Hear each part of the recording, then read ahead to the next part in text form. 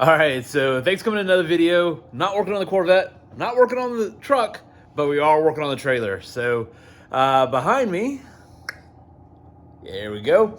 We've got a box from eTrailer.com, and what we're doing is we're going to be replacing our manual slow crank tongue jack, and we're replacing it with electric. I've got surplus of electricity and stored battery capacity, so yeah.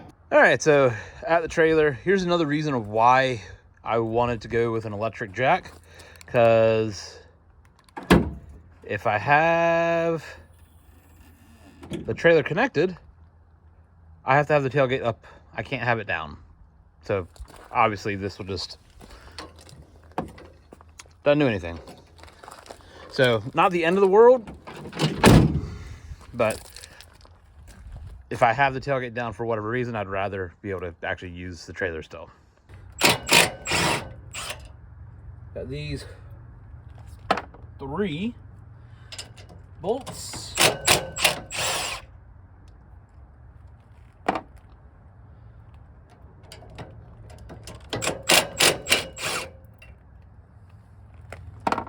All right, everything else should be disconnected, so that means this should be free. And just like that, we are.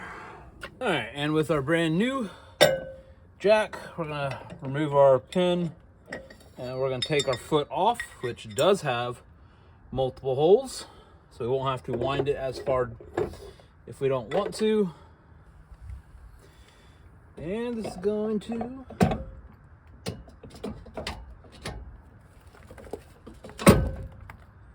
slide right in. There we go.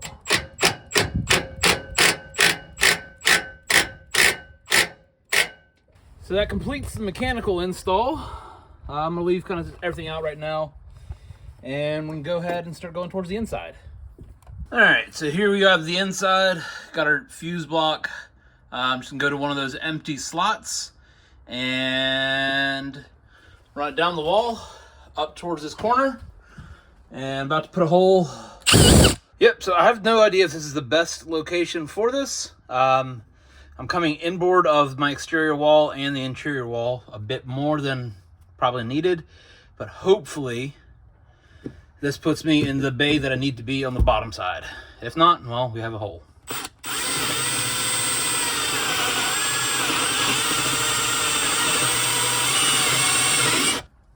All right, so we've got 3 little wire clips there. We'll tap them the rest of the way in once we get that side of things a bit more situated. It's time to go underneath and finish up. All right, there we're coming through into existing wire loom. We're gonna come underneath and up. All right, and just like that, our wires are done. Zip tied them where they need to be. I would love for this head to be able to pivot and rotate, just so I could actually use my tailgate when the trailer's connected. But anyways, so we have our light. Yay. I don't know how much or how little that does, but cool, it's there. And then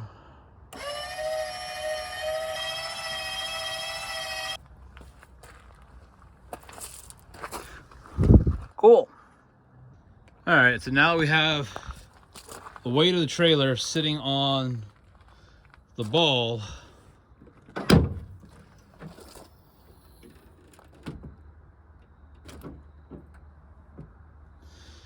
Does not open. In good conscience, I can't give this a good review because of that, but functional, it does work.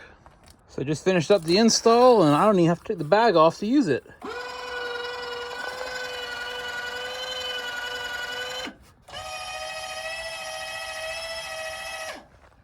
All right, and truck's on, so that means that is done and it's finished. And yeah, I can go home.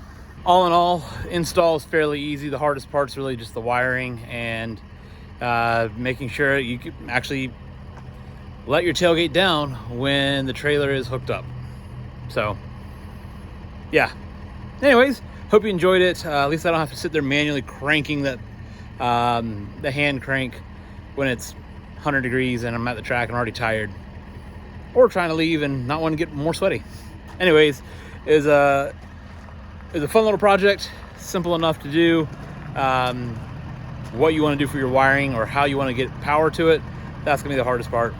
You can get the versions of it that plug into the 7-pin on your truck, and that means it takes significantly less time to do this project. It should be probably I'd probably guess 4-minute project at that point. But anyways, we'll see you in the next one. Thanks for watching.